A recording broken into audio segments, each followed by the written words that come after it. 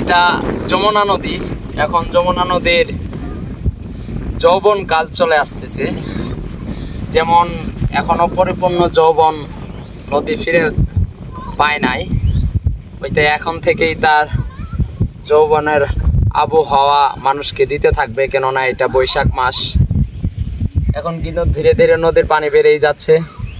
তো নদীতে অনেক মজার কিছু আছে, যারা আমরা নদীর তীরে থাকি তারা খুব ভালো বুঝি। যেরকম আমি ঢাকাতে থাকলেও নদীকে ছাড়তে পারি না, নদীকে অনেক ভালো লাগে আমার। নদী এমন একটা জিনিস, যারা নদীর তীরে থাকে তারা নদীকে কোনো সময় ভুলতে পারবে না। তবে এই নদী আমাদেরকে সর্বহারা করেছে, এই নদী আবার বুক পেতে দিয়েছে তার ভিতর থেকে ফসল নিতে। তো এটাই বলবো, সবই আল্লাহ তাআলার রহমত। আল্লাহ তাআলা চাই বিদয় এরকম হয়ে যায়। তো আশা করি নদী এই জায়গা থেকেই থেমে যাবে আল্লাহ তাআলার রহমতে, আর ভাঙবে না কোনো বাড়ি, আর কাঁদাবে না কোনো মানুষকে ইনশাআল্লাহ। এই নদী থেকে আমরা আশা করি এখন শুধু ফসলি এবং কি জীবিকার একটা মাধ্যম। তাই আল্লাহ তাআলার রহমতে আমরা এন থেকে ভালো রিজিক পাবো, এবং কি আল্লাহ তাআলা আমাদের এই নদীর মাধ্যমেই রিজিকের ফয়সালা করে দিবে। এই নদী যাদেরকে ধ্বংস করেছে তাদেরকে এই নদী সফল করে দিবে ইনশাআল্লাহ। আসলে কথা অনেক বলে ফেলেছি, একটু নদীতে মাছ ধরার জন্য এসেছি, শুধু এই নদীর ভালোবাসায় এবং কি ফ্যামিলির ভালোবাসায় চলে এসেছি একদিনের জন্য ঢাকা থেকে ডাইরেক্ট সরাসরি একদম বাড়িতে। আবারও চলে যেতে হবে সন্ধ্যা হইতেই, সকাল থেকেই আছে আবার ডিউটি। তাই বেশি কথা না বাড়িয়ে সময়কে আপনাদের মাঝে উপহার স্বরূপ বানানোর জন্য চেষ্টা করে যাচ্ছি একটু। তাই আপনারা মনোযোগ সহকারে আমার ভিডিওটা দেখবেন ভালো মতো ইনশাআল্লাহ। আপনার মূল্যবান কমেন্টই আমাকে অনেক কিছুই পরিবর্তন করে দিবে ইনশাআল্লাহ। আপনার ভালো মন্দ আমাকে বললে আমি ইনশাআল্লাহ সংশোধন করতে পারবো।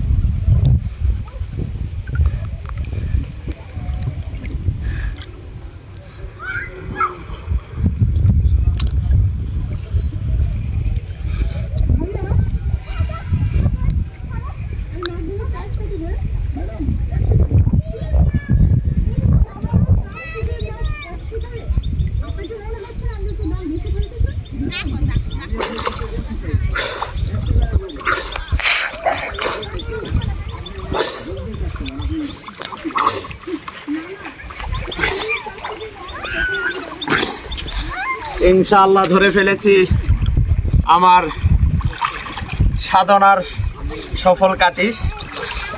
দেখেন এটা কিন্তু আল্লাহ রে বাপরে বাপ, একটু ভালোভাবে দেখানোর চেষ্টা করো। অলরেডি আমার হাত থেকে কিন্তু রক্ত বের হয়ে যাচ্ছে। মাছটা সম্ভবত ডিম দিবে।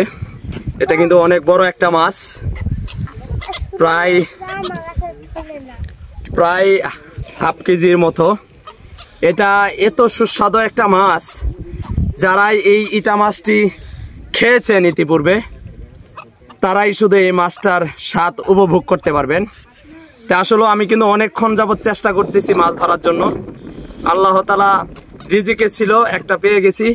তবে আজকে শুক্রবার, অত বেশি ডুব দিতে পারবো না, হয়তো আরেক কয়েকটা ডুব দিব। যদি এরকম আর দুই একটা পেয়ে যাই তাহলে ইনশাআল্লাহ নদীর স্বাদের মাছের তরকারি হয়ে যাবে ইনশাআল্লাহ।